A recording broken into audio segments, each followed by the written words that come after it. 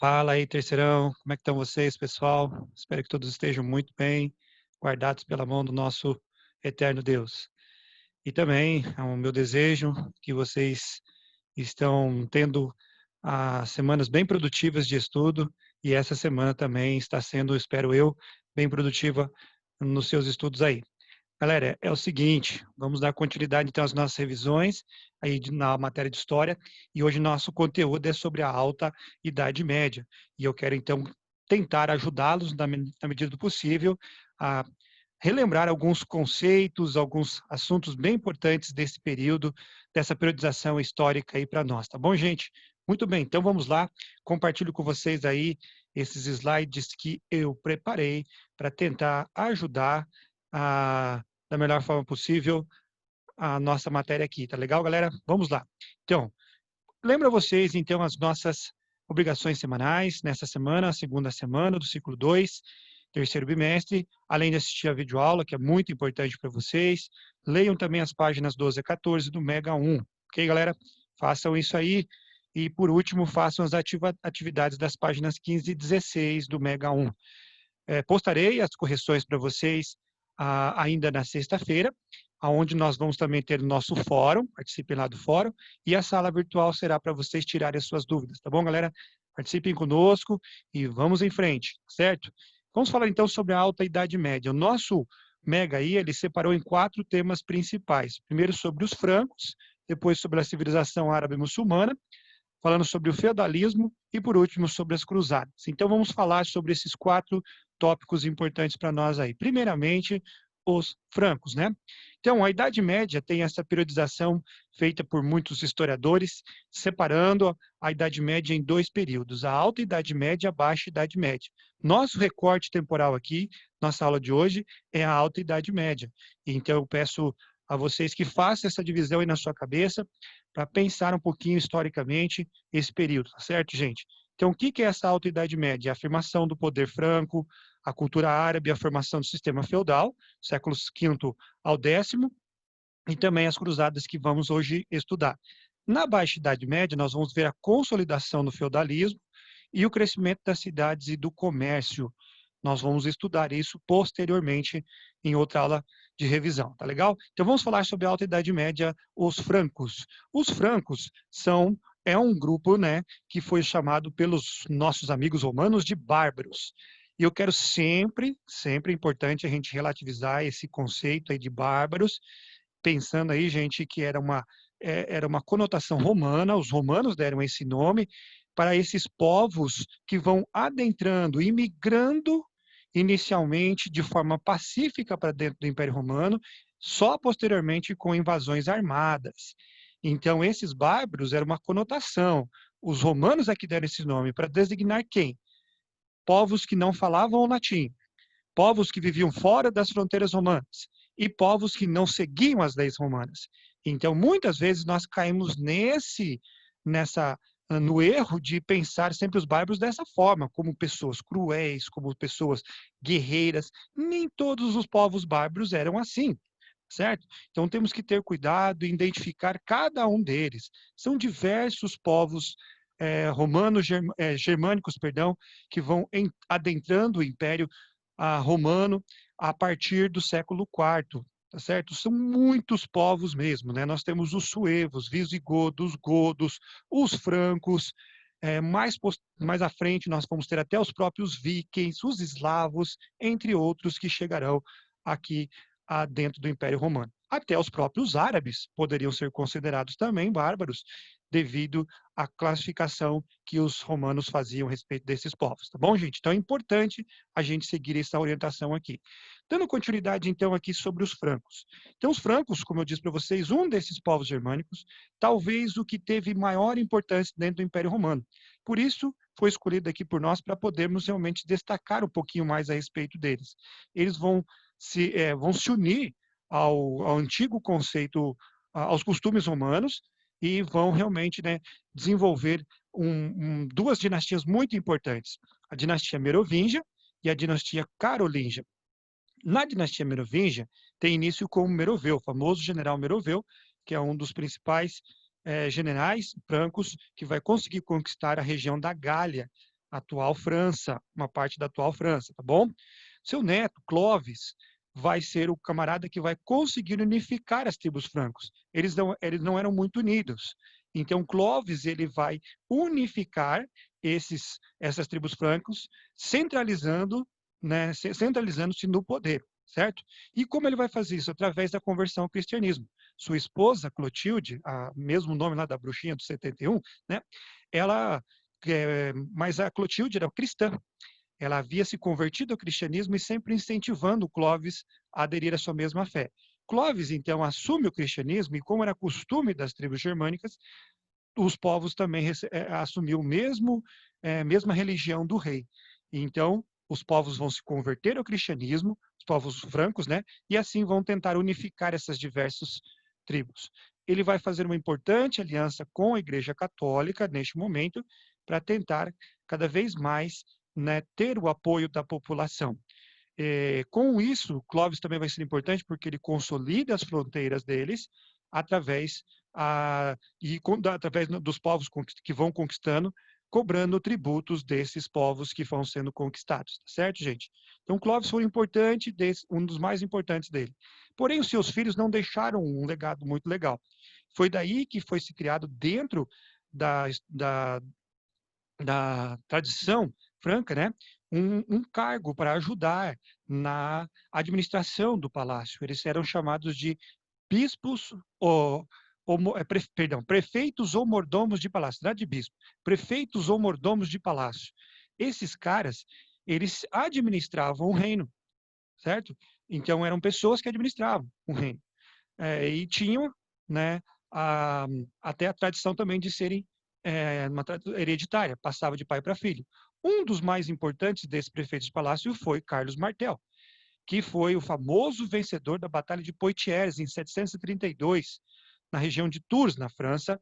Ele vai conter o avanço muçulmano na Europa, através de uma estratégia muito interessante, onde ele consegue cercar as tropas árabes e vencê-los ali nessa região.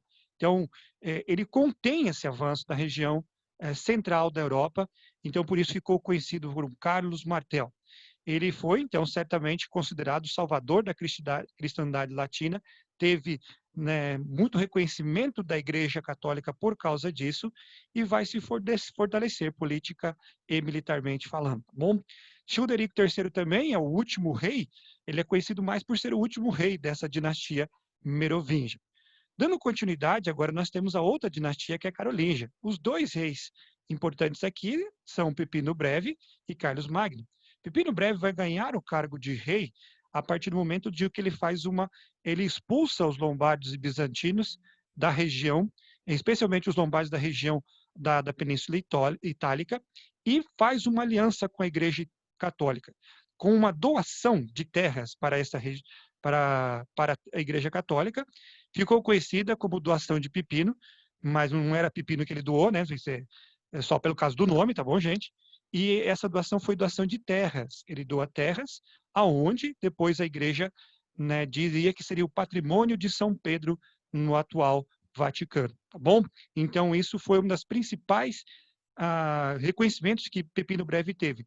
Ele ficou considerado como rei dos francos e protetor dos romanos.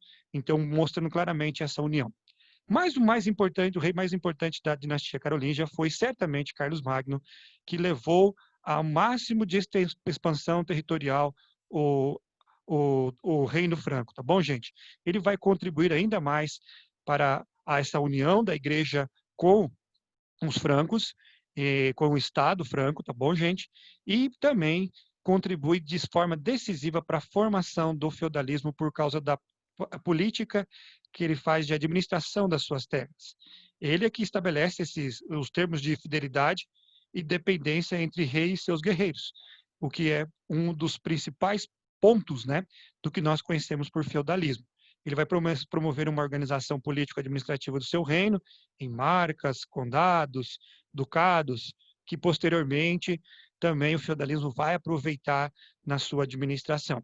E é um dos primeiros a criar leis medievais capitulares e também incentivou muito a cultura, ao momento aqui do Renascimento carolíngio, onde ele traz diversos artistas, tanto do Oriente como do Ocidente, para o seu palácio e incentiva a cultura, apesar de ser semi-analfabeto, viu, gente?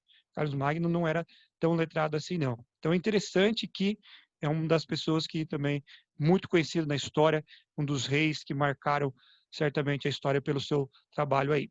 Bom, continuando então, dos francos, aqui nós vamos falar sobre os descendentes de Carlos Magno.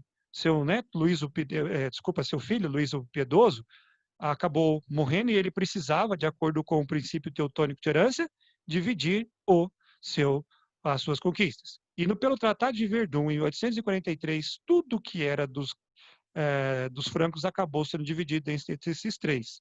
Carlos o Calvo fica com essa região da França Ocidental. Na parte central aqui da Europa, vai ficar com Lotário, o outro filho de Luís o Piedoso, e Luís o Germânico ficará com a França Oriental, na verdade, seria aqui a Alemanha na atualidade, tá bom, gente? Então, você percebe que essa divisão do reino também, infelizmente, depois, mais tarde, fragmentou ainda mais o antigo Império Franco. Bom, os francos, como consequência desse Tratado de Verdun, né, nós temos aqui ainda falando sobre eles, nós temos o enfraquecimento da realeza, o fortalecimento da verdade da nobreza e uma descentralização política, começando justamente o que nós conhecemos por feudalismo franco. Esse feudalismo vai dar cada vez mais o poder na mão de particulares, de pessoas, de nobres que terão muito poder. Nós mais na frente vamos conhecer esses caras como senhores feudais, certo? Também tivemos um dos grandes consequências do Tratado de Verdun, foi a invasão de outros povos, como eu falei para vocês, os vikings, os árabes, os eslavos, né, húngaros, magiares, né, que são chamados os húngaros, entre outros grupos que vão adentrar a região. Insegurança e instabilidade se estabelece, infelizmente, dentro do antigo Império Franco e retração das atividades comerciais, fazendo com que haja cada vez ainda mais um êxodo rural. As pessoas começam a partir cada vez mais para o campo, tá bom? Bom, vamos falar agora sobre a civilização árabe-muçulmana no nosso segundo tópico. Da civilização árabe-muçulmana, a gente tem que lembrar, gente, que hoje é tão importante esse estudo, até porque o islamismo é a religião que mais tem crescido em todo o mundo. E não tem como praticamente nós dissociarmos civilização árabe da questão do islamismo. Antes de 570, os árabes eles eram conhecidos por serem politeístas, agiam especialmente com a atividade do comércio e eram nômades, né? Indo de um lugar para outro, especialmente da Península Arábica. A partir da formação do islamismo em 570 por Maomé, aí há uma unificação desses em prol de um aspecto que seria a religião, né? Passam a ser agora monoteístas, continuam realizando atividade de comércio, mas deixam de ser também nômades. Tá legal, galera? Então é um grupo que vai agora crescer muito através especialmente da sua religião. E é o que nós vamos falar um pouquinho a respeito disso agora aqui. Então, de acordo com a tradição, o Maomé recebeu, vamos dizer assim, o encargo de fundar uma nova religião, uma religião monoteísta do próprio anjo Gabriel. Tá? Isso é uma das poucas gravuras onde você encontra uma figura de Maomé, porque o islamismo considera isso algo tremendamente errado. Eles não aceitam de maneira nenhuma a reprodução humana, tanto de Maomé como também do próprio Alá. Tá certo, gente? Então é importante a gente saber disso. E aqui, de acordo com a tradição, ele recebeu vamos dizer assim, essa direção, essa ordem, e ele vai cumprir, formando então a religião muçulmana. Ela foi chamada de muçulmana, que significa aquele que crê, tá certo? E islâmica, o Islã significa submissão à vontade de Deus, no caso, Alá, para eles, né? Ou religião maometana, você vai encontrar também em algumas fontes antigas. Eles defendem, com certeza, a afirmação de que Alá é o único Deus. Deus é um único Deus, tá? Então, Deus é um Deus único, o Deus do patriarca Abraão, mas que se chama Alá. E as ideias básicas do islamismo, elas refletem a influência de diversos outros grupos religiosos dos cultos árabes mesmo, também do judaísmo e especialmente do cristianismo, no que condiz ao Velho Testamento. Legal, galera? Muito bem, vamos lá. Aqui estão as crenças básicas dos muçulmanos. Eles têm 5 pilares. O que eles chamam de credo, ou a declaração de fé deles, que é crer que Alá é o único Deus e seu profeta único é Maomé, o seu profeta é Maomé, perdão, né? Existem outros profetas, inclusive Cristo é profeta para eles. O segundo pilar para eles é trilhar o caminho da generosidade, ou seja, dar esmolas. Isso é muito importante para eles. O terceiro é orar 5 vezes voltados, é oração, é orar 5 vezes por dia voltado para Meca, certo? Então, não importa onde estejam, eles se voltam para o Oriente e procuram, então, orar orar 5 vezes ao dia, no mínimo, tá bom? Respeitar o jejum do mês de Ramadã, certo? Esse é o quarto pilar. E o quinto é o da peregrinação, que aqueles que tiverem condições, pelo menos uma vez na vida, eles devem ir a Meca, a cidade santa e sagrada para eles, tá bom, gente? Então, esses são 5 pilares da fé cristã, da fé muçulmana. Note que não tem nada a ver com questão de terrorismo aqui. Mais uma vez, a gente também precisa relativizar alguma coisa relacionada a eles. Muitas vezes a gente pensa muçulmano, terrorista, não. Existe um grupo muito pequeno mesmo, de extremistas dentro do islamismo. A maior parte do islamismo, ela é pacífica. Legal, galera? Então é importante vocês saberem disso. Por exemplo, existem 2 grupos maiores entre eles, que são os sunitas e os xiitas. São os grupos em que vão se dividir os muçulmanos, especialmente após a morte de Maomé. Os sunitas, né, que seguem o Sunna também, além do Alcorão, que é o livro sagrado deles, de acordo com a tradição, tudo isso aqui, esses 5 pilares estão lá no Alcorão, né, que é o livro sagrado deles. Mas também segue os sunas, que são interpretações do islamismo. Eles são mais pacíficos e hoje eles correspondem à maior parte dos islâmicos no mundo todo. E temos os xiitas, que nem todos entre os xiitas são tão radicais assim, né? Alguns entre os xiitas são mais radicais do que os sunitas, tá bom, gente? Então, prestem bem atenção nisso, cuidado para não generalizarmos também em relação à religião deles. O extremismo sempre é perigoso, não importa qual seja a religião. Tanto do cristianismo, a gente pode dizer, né? Como também propriamente dentro do islamismo. Bom, gente, continuando aí, vamos falar agora aqui da civilização árabe muçulmana. É, então, após a morte de Maomé, se forma uma monarquia teocrática. O que é a monarquia teocrática? O governo vai estar sobre alguns califas, ou reis, né, seriam, que são lideranças tanto militares como também política e religiosos. Eles concentram esse poder militar, político e religioso na sua pessoa. E começa uma expansão pelo mundo todo. Existem vários califados, os muçulmanos, né? Tem os fatimídas, os abássidas e assim por diante. Existem várias gerações aí que poderíamos até estudar por mais tempos aqui. Mas, infelizmente, não temos, né, esse tempo aqui propício para esse tipo de coisa. Mas você sabe o que é o seguinte, gente, é importante saber que eles vão se expandir e veja só a expansão deles, é muito grande, todas essas partes de verde aqui hoje são maioria islâmica no mundo. Então a expansão muçulmana foi muito grande e ainda hoje é algo a se estudar a respeito dessa expansão, tá bom? Continuando então, gente, agora vamos falar sobre o terceiro tópico, que é feudalismo, que foi um sistema político, econômico e social que vai predominar no que nós conhecemos por Alta Idade Média, tá bom? E se baseia especialmente nas relações servis de produção. Nosso livro lá fala, o Mega justamente fala sobre isso, tá? Baseia-se nessas relações servis de produção, certo? Como foi formado o feudalismo? O feudalismo foi formado com a junção de tradições germânicas, como nós vimos lá, dos próprios francos, como também tradições romanas, como as vilas, a importância na agropecuária, entre outras coisas, certo? Mas quais são as características principais, então, do feudalismo? Gente, o feudalismo ele não se desenvolveu de forma igual em todos os lugares da Europa ocidental, tá? E feudalismo também não se espalhou para a Europa Oriental. Foi mais um fenômeno da Europa Ocidental. Mas existem algumas características que são comuns em praticamente todos os lugares onde se desenvolveu o feudalismo, certo? Características como qual, por exemplo? Economia agrária.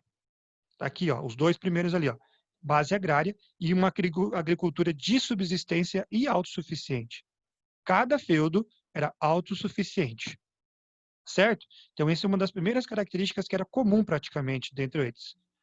Outra coisa muito importante em relação a eles, que é praticamente existe em quase todos os feudos, é o poder descentralizado. Há um poder descentralizado na estrutura de todos os feudos. Uma terceira característica, que a gente vê sempre presente também nos feudos, além do poder descentralizado, é uma sociedade estamental, rigidamente hierarquizada. A gente vai estudar daqui a pouquinho a respeito dessa sociedade. E uma quarta característica é a respeito da religião, certo? A mentalidade é extremamente religiosa. Então, a gente percebe isso formado em todos os praticamente lugares do feudalismo. Com base nisso, eu posso dizer para vocês, né, que tanto econômica como politicamente, o feudalismo ele não se desenvolveu igual em todos os lugares.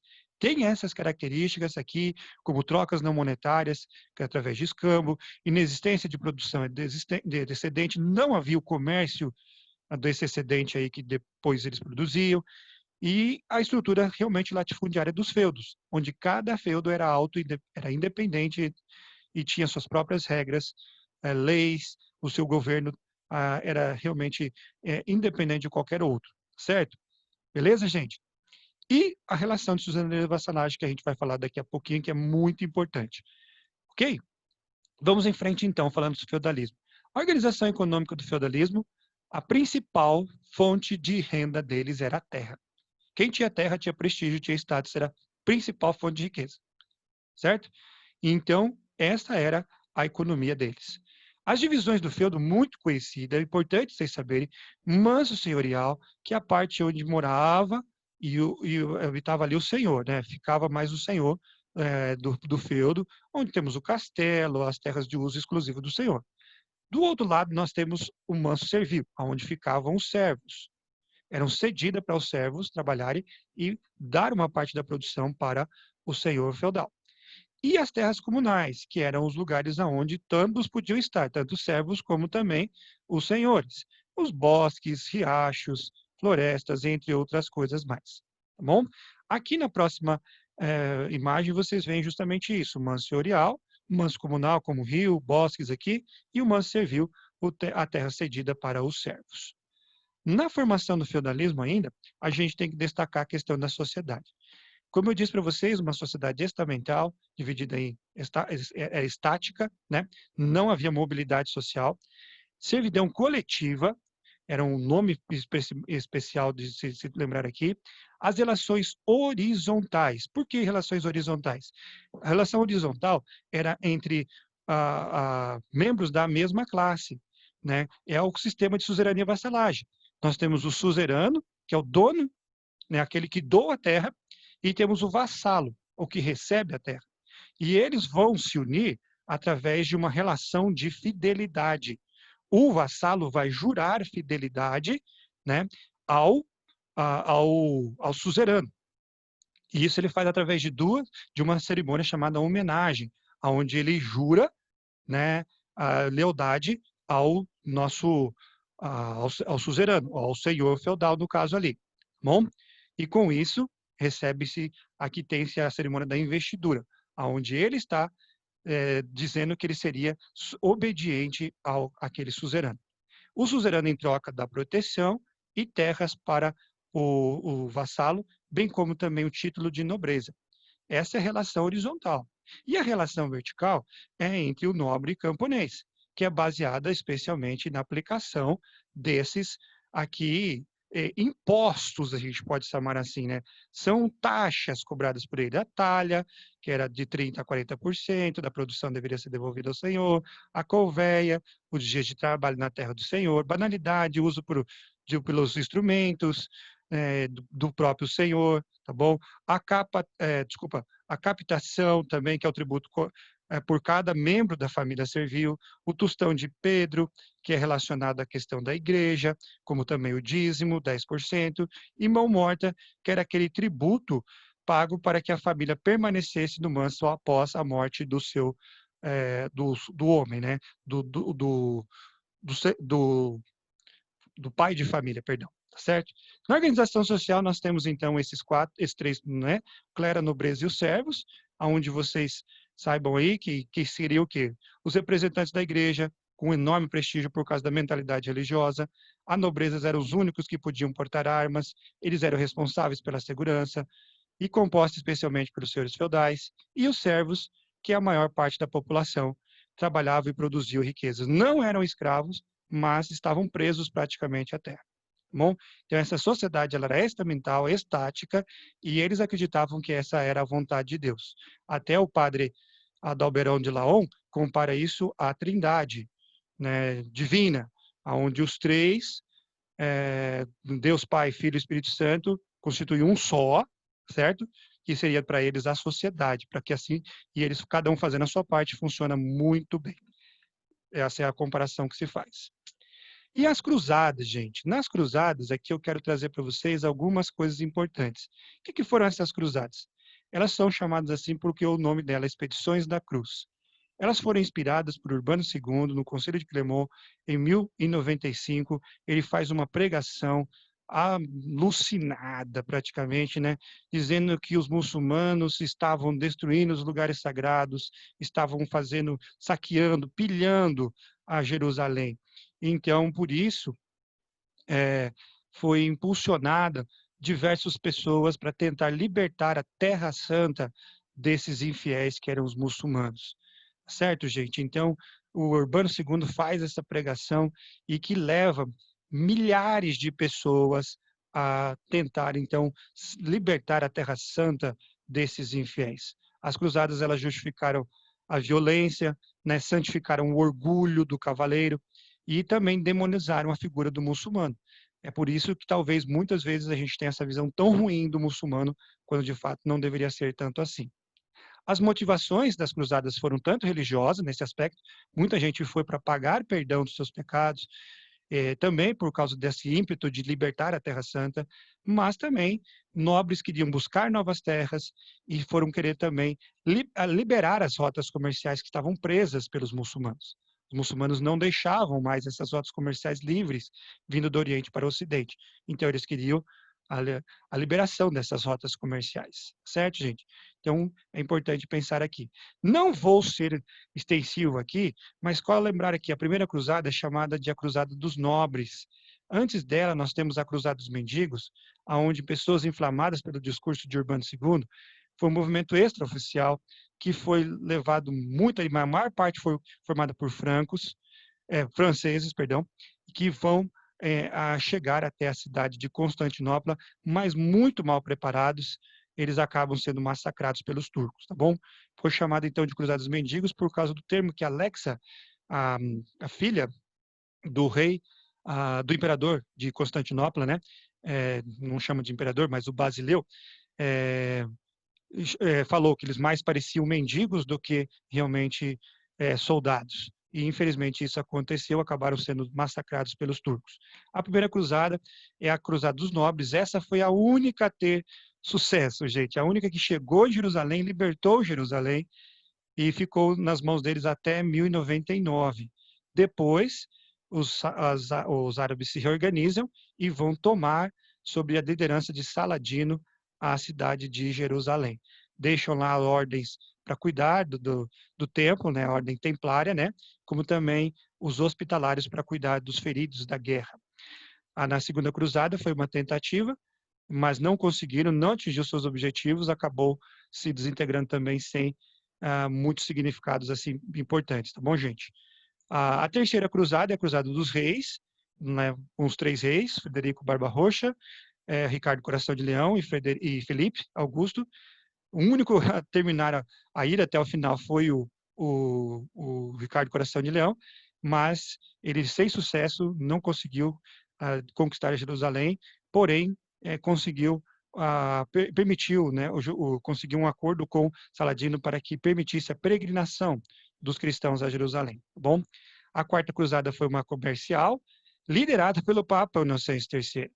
Mas, como teve apoio dos genoveses de Veneza, dos comerciantes de Veneza, acaba se desviando do seu destino, que era Jerusalém, e vai para Constantinopla que faz ser violentamente saqueada. Bom, e assim vai, gente. Então, 8 cruzadas oficiais, nós não vamos aqui ser exaustivos nesse sentido. Temos a Cruzada das Crianças, que foi um episódio muito triste. 2 crianças pregaram, Estevão e Nicolau, se não me engano o nome delas, começaram a pregar e dizendo, olha, nós vamos ter o sucesso que nossos pais não tiveram, porque nós somos inocentes, sem a presença do pecado. Então, por isso, nós vamos conseguir as vitórias que os nossos pais não conseguiram. Mas a maior parte das crianças foi morta ou acabaram ficando como escravas do norte da África. Bom, consequências das cruzadas, é importante aqui ressaltar para vocês essas 3. Note que não tem nada no aspecto religioso. Primeiro, vai fortalecer as relações comerciais do Ocidente com o Oriente. Isso é a principal consequência. Vai aumentar o comércio com o Oriente. Mas também aumenta a rivalidade entre o Ocidente e o Oriente. A mentalidade de rivalidade vai ser muito grande. E a crise do feudalismo se estabelece. A retração e diminuição do feudalismo vem especialmente através do fim das cruzadas, tá bom, gente? É isso aí, galera. Espero que vocês possam compreender a matéria e eu desejo a vocês uma ótima semana de estudos. Um grande abraço.